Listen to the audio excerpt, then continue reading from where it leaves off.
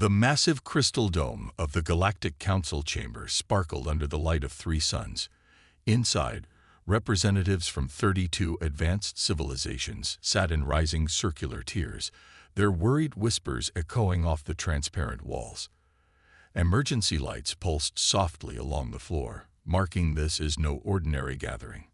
At the center of the chamber, Administrator Tom Wilson of Earth sat quietly, watching and taking notes as the other species argued. Unlike the elaborate robes and biological enhancements of the other representatives, he wore a simple blue suit. Next to him, Dr. Mary Clark, Earth's chief medical advisor, studied the holographic displays floating above the central platform. The death toll on Proxima Beta has reached 1 million, announced first speaker Reed, his crystalline body glowing red with distress. The pathogen has now spread to 3 more systems. The chamber erupted in fearful murmurs. A representative of the highly advanced Bright Ones stood up, their light-based form flickering anxiously. We cannot risk exposure. Our kind has never faced biological warfare. We must quarantine the affected systems and wait it out. Quarantine, shouted Representative Green of the Plant Collective, their leaf-like appendages rustling. That would doom billions. Surely someone must help. And who would you suggest? Asked the Metal Mind Collective's avatar, its chrome surface reflecting the emergency lights. Our synthetic forms cannot interface with biological diseases. We would be useless. One by one, the most advanced species in the galaxy made their excuses. The energy beings couldn't risk contamination of their pure forms. The quantum citizens existed in too many dimensions to effectively treat 3-dimensional diseases. The ancient ones were too evolved to understand primitive biological problems. Tom Wilson continued taking notes, his pen scratching quietly against actual paper, a habit that many found amusingly primitive. Dr. Clark's fingers moved swiftly across her tablet, correlating data from the affected worlds. What about the humans? Someone finally asked, almost as an afterthought. Their medical science is primitive, but they are at least biological. The chamber fell silent before nervous laughter broke out among several species. The humans, scoffed a representative of the crystal mines. They're known across the galaxy for their caution and fear. They're the only species that still uses physical protective equipment instead of energy shields. Indeed, agreed the energy being representative, their form pulsing with amusement. They're the only civilization that still maintains quarantine protocols for their space stations. Such primitive fear. And their medical professionals still wear protective suits and masks, added another, triggering more laughter, like children hiding under blankets. Tom Wilson cleared his throat and stood up. The chamber fell silent, more from surprise than respect. Humans rarely spoke at these gatherings. We have been monitoring the situation, he said simply, and we've noted several similarities to historical pandemics on Earth. Dr. Clark has already begun analyzing the pathogen's genetic structure based on the data provided. You've what? The first speaker's crystalline form flickered in surprise. But the data packets were only distributed an hour ago. Yes, Dr. Clark spoke up, her voice calm but firm. And we've identified several promising approaches based on our experience with similar outbreaks throughout human history. We may be able to help. The chamber erupted again, this time in disbelief. The Bright One's representative actually dimmed in shock. You would risk contamination, exposure, death. With proper precautions, yes, Tom replied. We have extensive experience in handling dangerous pathogens while protecting our medical personnel. Our primitive protective equipment, as you call it, has proven quite effective. This is madness, declared the Metal Mind Collective. Your species is known for its cautious nature, its fear of death. There's a difference, Dr. Clark said quietly, between being cautious and being cowardly. We've learned this lesson many times throughout our history. Tom nodded to her and addressed the chamber. Earth will send medical teams to the affected worlds. We request only that you share all available data and provide our ships clear passage through quarantine zones." As they sat down, the chamber exploded into chaotic discussion. The more advanced species were beside themselves, unable to comprehend why the cowardly humans would voluntarily enter an interstellar pandemic zone. But Tom and Mary simply continued their work, already sending messages back to Earth. They knew what the others would soon learn, that true courage isn't about being fearless, but about doing what's necessary, despite your fears. The Emergency Command Center beneath Washington, D.C. hummed with activity. Screens lined the walls, showing real-time data from the affected alien worlds. Maps marked with red dots showed the spread of the pathogen across multiple star systems. In the center of the room, a team of Earth's best minds gathered around a holographic display of the virus structure. Dr. James Peters, head of the CDC's Extraterrestrial Diseases Division, studied the rotating model with tired eyes. "It's not like anything we've seen before," he said, zooming in on a particular section. "But the way it spreads reminds me of the Spanish flu of 1918. And look at these infection patterns," added Dr. Kate Brown, pointing to a chart. "Similar to how COVID-19 moved through populations in the early 2020s. The pathogen adapts to each species differently, but the transmission patterns are familiar." General Robert Hayes, commander of Earth's Medical Response Force, stood with his arms crossed, watching the data scroll past. "How many volunteers have come forward so far?" 10,000 in the first hour after the announcement, answered Colonel Lisa Ward, checking her tablet. "Medical professionals, support staff, logistics experts, all with experience in handling dangerous pathogens. More are signing up every minute." "Just like old times," mused Dr. Peters, a sad smile crossing his face.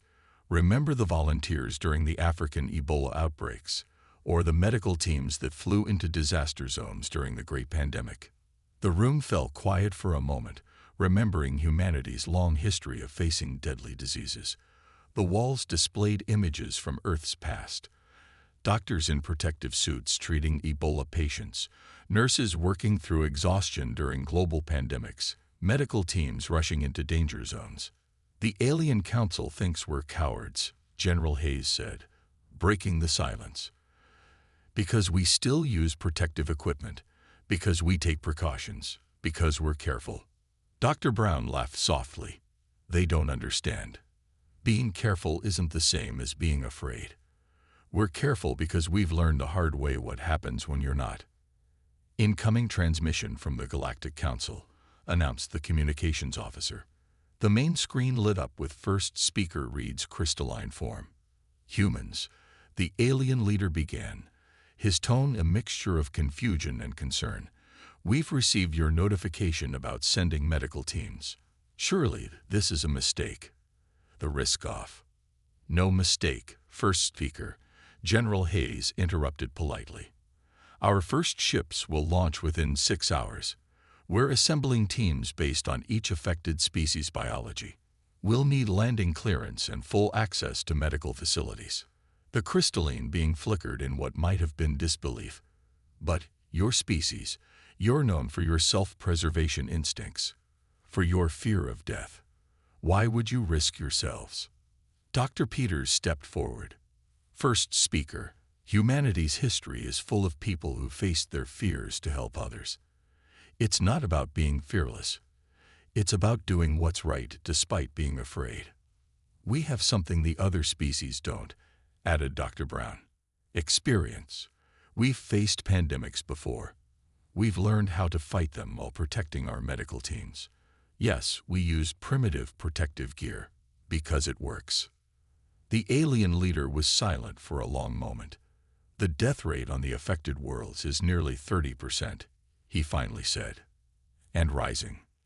"Then we'd better hurry," General Hayes replied simply. "Please have those landing clearances ready. Earth Response Force, out." As the screen went dark, the room burst into action again. Dr. Peters turned to his team. "Let's go over the protective protocols one more time. Check every seal, every procedure. We do this right. We do this carefully. And we do this well.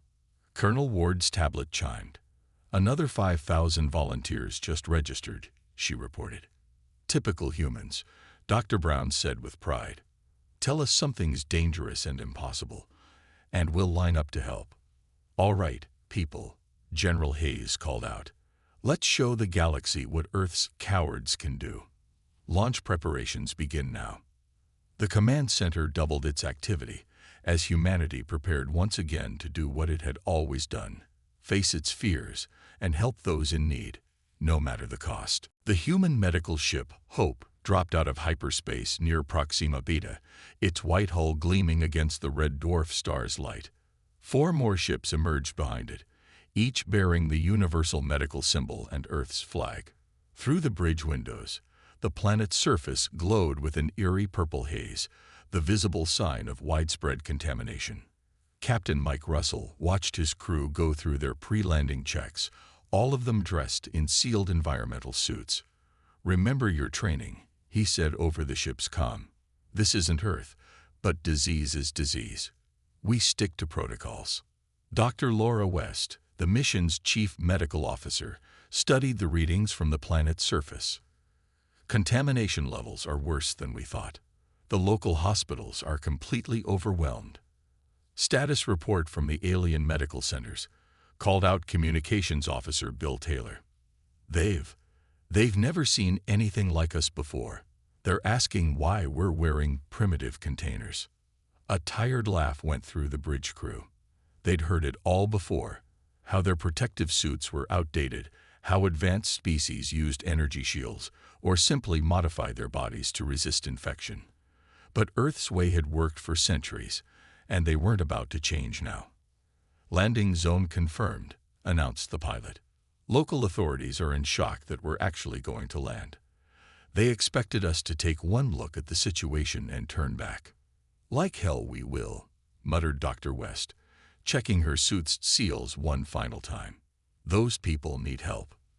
The Hope touched down near the largest medical center, its landing struts settling into the contaminated soil.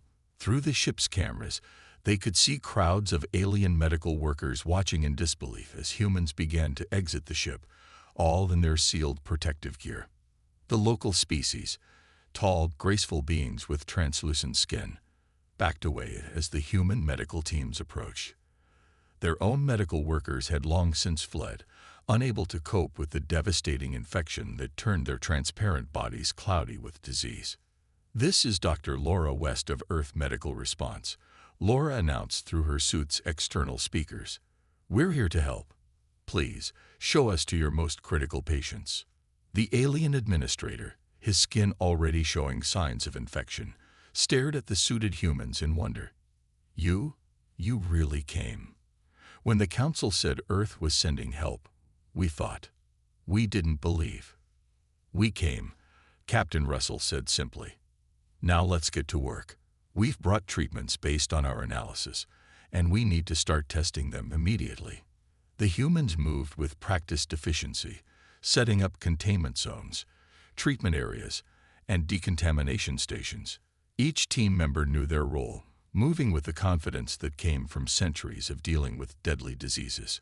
Look at their methods, one alien doctor whispered to another. So physical, so hands-on. But it's working. They can actually touch the infected without contamination. Hour after hour, the human teams worked tirelessly. When one group needed rest, another took their place. The suits were hot, uncomfortable, and restrictive, but they worked. Not a single human medical worker became infected. By the end of the first day, they had already stabilized hundreds of critical patients. The treatment protocols, based on Earth's long experience with pandemics, were showing promising results. Message from the Galactic Council, Officer Taylor reported. They're asking how we do it, how we can work so close to infection without fear. Dr. West looked up from treating a patient, her face visible through her helmet's clear visor. Tell them it's not about not being afraid.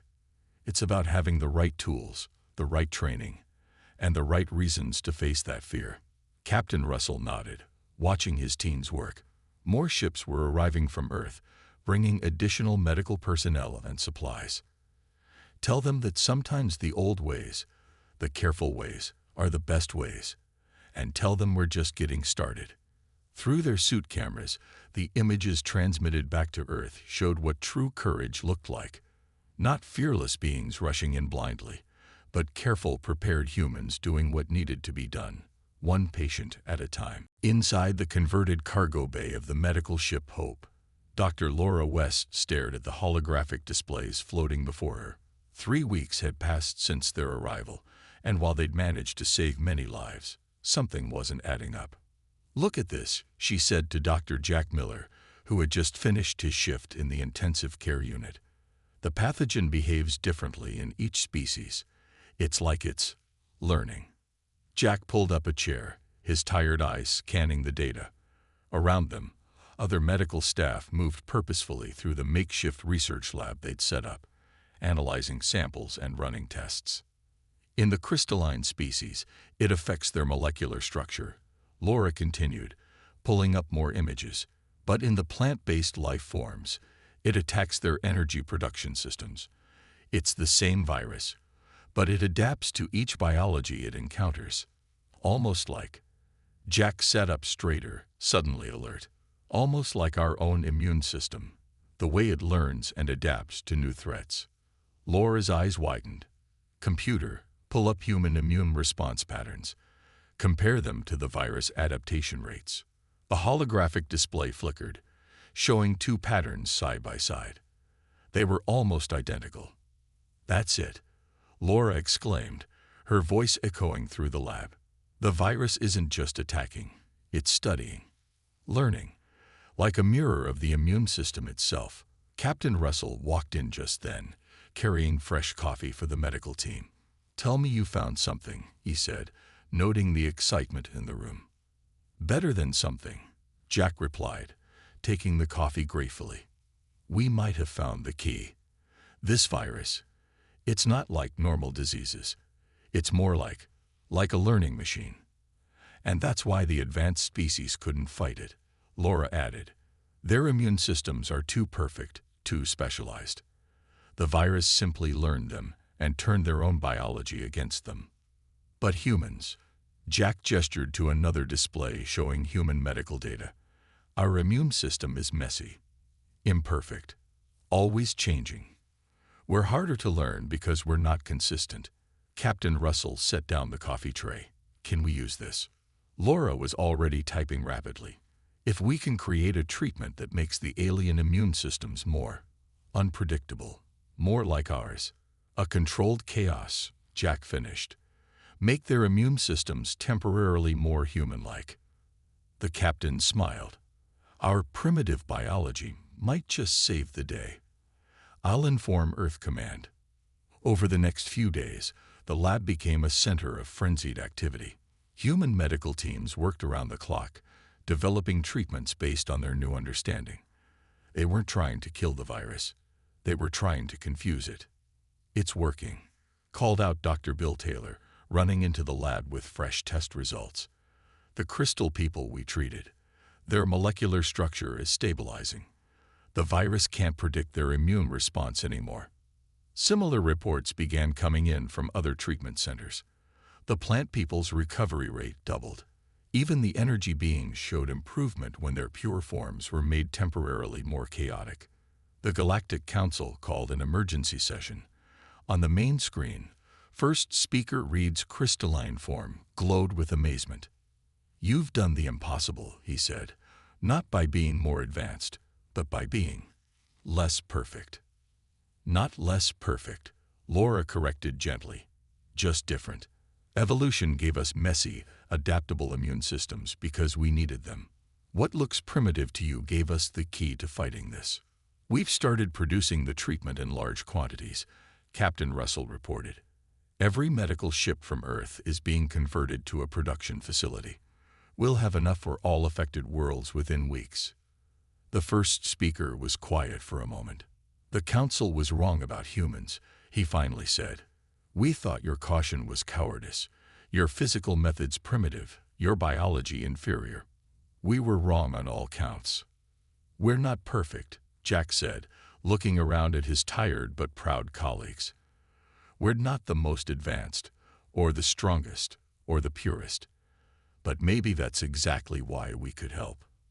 In the weeks that followed, human medical ships spread across the affected systems, bringing their primitive but effective treatments. And everywhere they went, they showed that true advancement wasn't about being perfect. It was about being adaptable, being willing to learn, and being brave enough to help despite your fears. Red emergency lights flashed through the corridors of medical ship Hope as Dr. Laura West rushed between patients. The treatment facility was operating far beyond its designed capacity. In the last 24 hours, 3 new worlds had reported outbreaks. "We need more beds," she called out, helping a crystal being whose form was clouding rapidly. "Move the supply crates if you have to. Use every space we've got." Captain Russell's voice crackled over the ship's comm system. 2 more ships from Earth just dropped out of hyperspace. They're bringing fresh medical teams and supplies. The news brought small comfort. For every patient they treated, 3 more needed help. The human medical teams had been working non-stop for weeks, taking only short breaks to eat and sleep. "Dr. West," Jack called from across the room. "The plant people section is critical. Their life support systems are failing." Laura grabbed her emergency kit and ran, her boots echoing on the metal floor. Inside her protective suit, sweat ran down her face. They hadn't had time to fix the cooling systems. Too many other urgent needs. "Status report," she demanded, entering the plant species ward. 5 critical, 15 serious," replied Nurse Bob White, his voice tight with exhaustion. "The virus mutated again. It's adapting faster than before." Laura checked the readings. The virus was learning, evolving, becoming more aggressive. Their treatment was still working, but it took longer now, required more resources. "Message from Earth Command," Captain Russell announced shipwide. "They're sending everything they can. Every medical ship, every trained professional." But he didn't need to finish. Everyone knew they were reaching their limits. The human medical fleet was stretched thin across 7 star systems. The crews were exhausted, working far beyond safe limits. "Captain," Laura called over her comm, "we need to talk about Plan B." Plan B. They'd hoped they wouldn't need it. It was risky, experimental, and went against every medical protocol. But they were running out of options. In the ship's conference room, the senior medical staff gathered. Their faces showed the strain of weeks of non-stop work. "The virus is learning faster than we can treat it," Laura explained, pointing to the data. "We need to change our approach. I propose we use ourselves as test subjects." A shocked silence fell over the room. "You want to deliberately expose human immune systems to the virus?" Jack asked, though he already knew the answer. "In a controlled way, yes," Laura nodded. "Our immune systems are our advantage. If we can understand how our bodies naturally fight it off, we might find a better way to help the others." "That's incredibly dangerous," Captain Russell said quietly. "Even with our protective suits and protocols, we've had some close calls." "I know," Laura replied. "That's why I'm volunteering to go first." "No," Jack stood up. "We do this together. A small team. Multiple data points." One by one, others volunteered. They all knew the risks. They all knew what failure meant, but they also knew that sometimes being brave meant taking calculated risks. The news spread through the medical fleet. More volunteers came forward. Earth Command was hesitant, but finally approved the plan. They would proceed with extreme caution, with constant monitoring. "Message from the Galactic Council," Communications Officer Bill announced. They're calling us insane. Say we're throwing our lives away needlessly." "Tell them," Laura said, preparing the first test samples, "that sometimes the bravest thing isn't running from danger. Sometimes it's walking straight into it, eyes open, knowing the risks." As the first human volunteers began the controlled exposure procedures, news spread across the affected worlds. The supposedly cowardly humans were willingly exposing themselves to the deadly pathogen, all to find a better way to help others. In her lab, Laura watched the first results come in. "Look at this," she called to Jack. "Our immune response. It's exactly what we hoped. We can use this." Through their exhaustion, through their fear, through their pain, the human medical teams pressed on. They had found their breaking point and pushed right through it. First Speaker Reed stood in the observation room of the Hope, watching the human medical teams work. His crystalline form reflected the busy activity around him as Dr. Laura West explained their breakthrough. "The controlled exposure tests worked better than we expected," she said, showing him the results. "By studying how our immune systems fought off the virus, we've developed a much stronger treatment. Recovery rates are up by 60%. But the cost." Reed's crystal surface flickered with emotion. "3 of your volunteers died." "Yes." Laura's voice was soft but firm. "They knew the risks. They chose to take them anyway. That's what courage is about. Not being fearless, but being afraid and doing what needs to be done anyway." Through the observation window, they'd watched Jack and his team treating patients. The humans moved with practiced efficiency, their protective suits now decorated with markings showing their participation in the exposure tests. "We didn't understand at first," Reed admitted. "We thought your protective gear showed fear. Your careful protocols seemed like cowardice. Your constant testing appeared as weakness." "And now?" Laura asked. "Now we see that true courage isn't about rushing in blindly. It's about facing danger with open eyes, taking every precaution, and still moving forward." The ship's intercom crackled. "Dr. West to the command center. Priority message from Earth." In the command center, Captain Russell was waiting with the rest of the senior staff. The main screen showed General Hayes and the Earth Command team. "The new treatment is working," the general reported. "All affected worlds are showing major improvements. But we've discovered something else, something unexpected." Dr. Bill Taylor, who had been analyzing the latest data, stepped forward. "The species we've treated, their immune systems have changed. They're becoming more adaptable, more human-like, and it's permanent." "Is this a problem?" Captain Russell asked, concerned. "Quite the opposite," replied a new voice. The screen split to show representatives from various affected species. The plant person's leaves rustled with excitement as they spoke. "Our biology is evolving," they explained. "We're becoming stronger, more resilient, not despite the virus, but because of it, and because of you humans. Your primitive immune system," added a crystal being, their forms sparkling, "has taught us that perfection isn't always an advantage. Sometimes, being adaptable is better than being advanced." Laura looked at her team, seeing the same tired pride on all their faces. They had done more than just fight a virus. They had changed how these species understood themselves. "We're receiving reports from across the affected systems," Communications Officer Bob announced. "The death rates are dropping sharply. The virus is losing ground everywhere the new treatment has been deployed." First Speaker Reed's voice carried across the room. "The Galactic Council has made a decision. We're creating a new emergency response protocol, based on Earth's methods." "You mean our primitive methods?" Jack asked with a small smile. "We mean your proven methods," Reed corrected. "Your protective gear, your careful protocols, your step-by-step approach. They work. More importantly, they work while keeping the helpers safe." The room fell quiet as Reed's crystal form glowed brighter. "We also understand now why humans were the only ones who could help. Not because you were braver than us, but because you understood something we had forgotten. That true courage means feeling fear and acting anyway."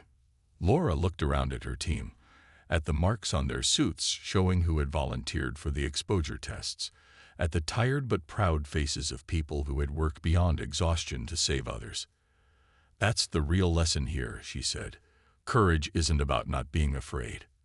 It's about being afraid and still doing what's right.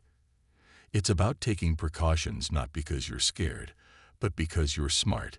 It's about facing danger not because you're fearless, but because someone needs help.